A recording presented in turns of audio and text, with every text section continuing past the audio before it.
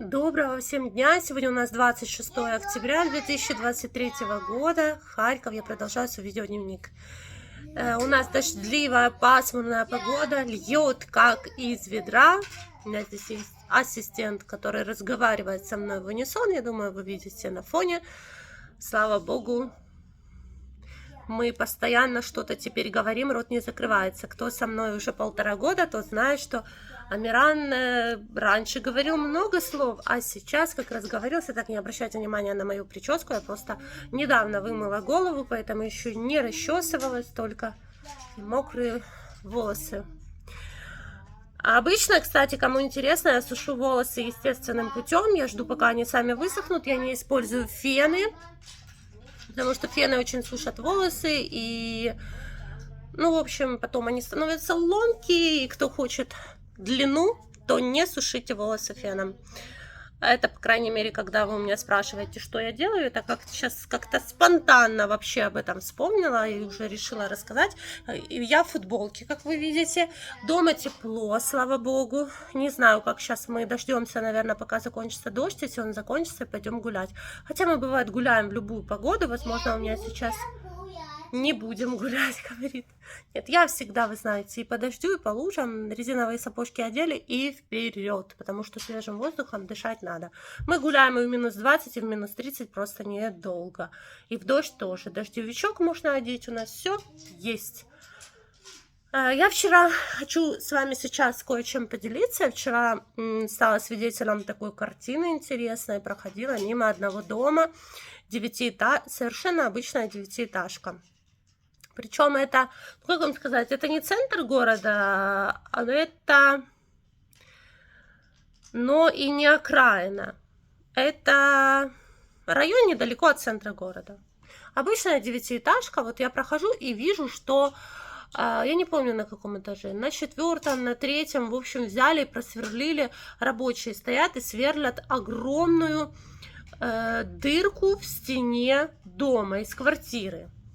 И я так постояла, понаблюдала. В общем, они выдолбили такую дыру, кирпичи попадали, все попадало. Знаете, когда еще такой советской постройки девятиэтажка, она еще облицована была такой плиткой розово-пастельной. Я думаю, понимаете, о чем идет речь. И вот это вот все повываливались, эта плитка, повываливались кирпичи. Они вывели трубу железную, я так понимаю, чтобы устанавливать буржуйку. Я хочу сразу же сказать, что у нас запрещены буржуйки. К установке буржуйки еще в прошлом году писали, что за это будет сумасшедший штраф, обвешивали везде на подъездах. В многоэтажных квартирных домах никто не имеет права установить сам буржуйку, потому что это угрожает всему дому опасностью пожаров, пожароопасностью, да. В общем, они вот это вот все выдолбили. Сбежались соседи. Началось, ну, я так понимаю, люди повыходили в шоке. Там такая в стене дыра. Вызвали полицию. В общем, я не знаю, чем это все закончилось, но я думаю, что, ну, как минимум штрафом. Ну, представьте, вот так вот многоэтажный квартирный дом. Я так понимаю, со стороны кухни выдолбить огромную дыру в стене, вместе с тем, что попадала облицовочная плитка и рядом у окна соседней квартиры.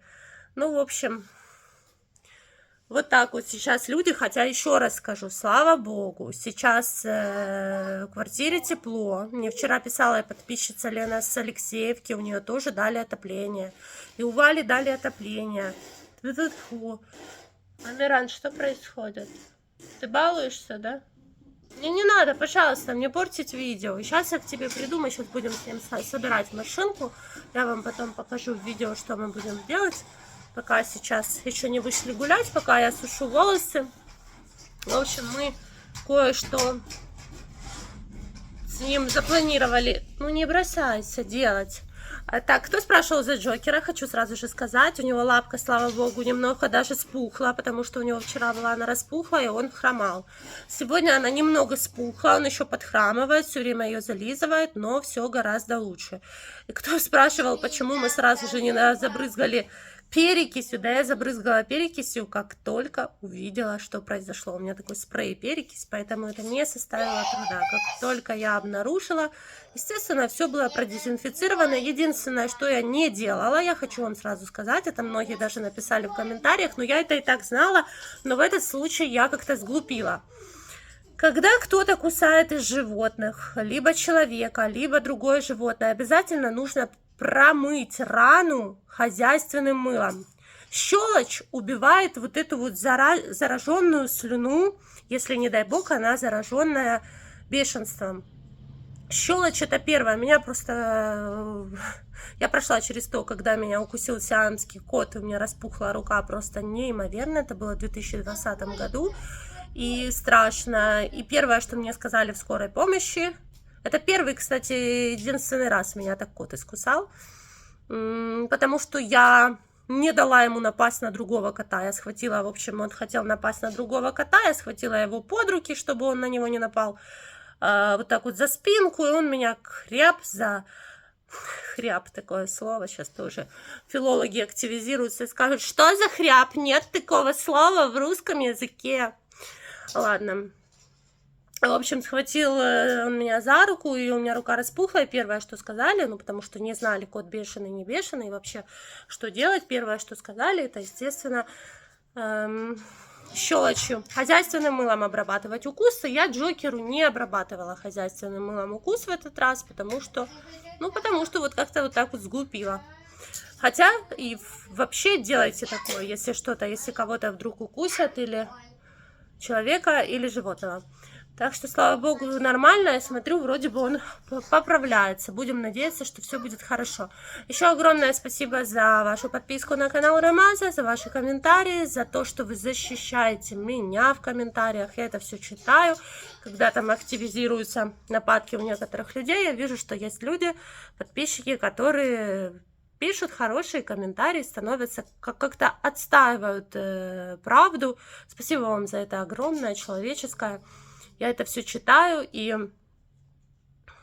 становится вот как-то, знаете, когда ты понимаешь, что у тебя есть поддержка, у тебя есть действительно хорошие друзья, хотя многих из вас я никогда не видела, но все-таки надеюсь, что когда-то обязательно увижу.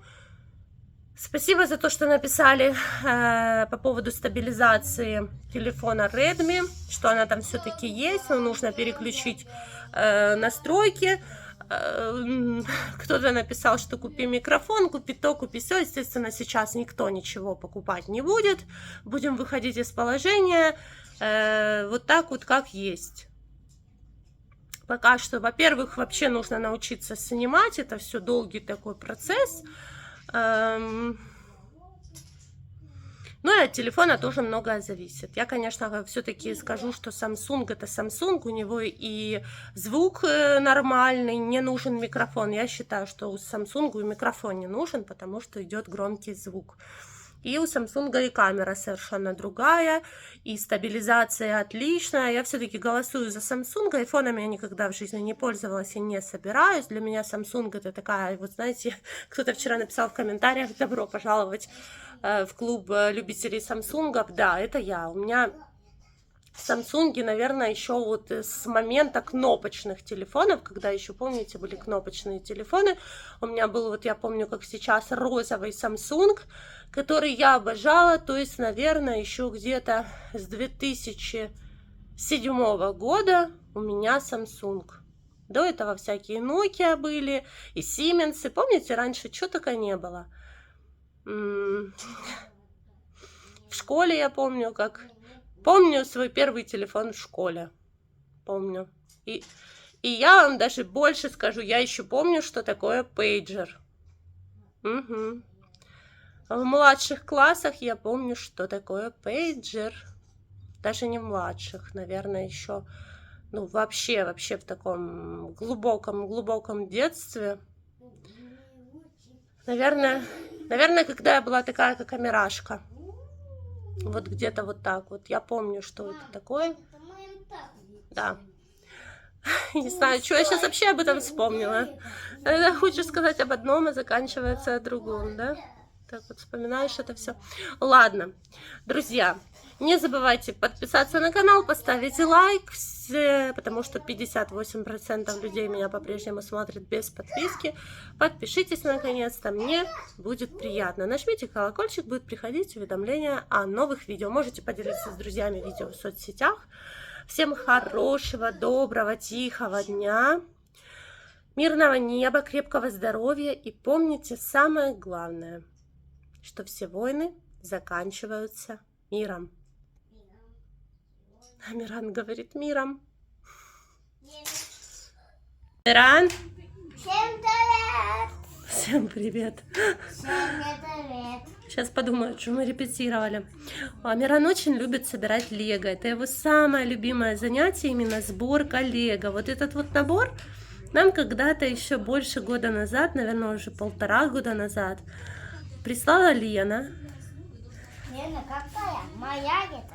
Лена из Германии прислала тебе этот набор лего, и он с ним не может расстаться. Он его собирает, разбирает каждый день. Да, Лена, да. Это мое? Да. Это. А вчера мы собирали почти до полуночи вот эту вот машинку Hot Wheels'овскую. Это тоже лего. Ну как лего по принципу. Когда-то ее нам прислал Боб, но она потом... Кошачья шерсть. Так. Потом Амиран ее разобрал, и я не могла очень долго собрать ее. То есть Что? Это машина. Что ты говоришь? Я мигалку поставил машину эту. Мигалку на нее поставил? Да, это. А, ты мигалку поставил. Это теперь полицейская машина? Да. Понятно. Ну ладно.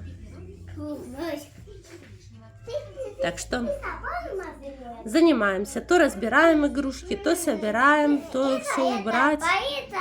Опять. Опять полиция. Вот так вот. Отдай машину это. Только, пожалуйста, не разбери ее опять, потому что я еле нашла все детали. Это было очень сложно.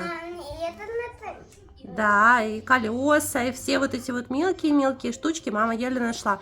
Я не могла вообще понять, где от Hot Wheels, а где от Lego. И то есть это все смешалось, и я это все разделяла часа 3. Потом мы это все собрали с Амиранчиком, да, Амиранчик?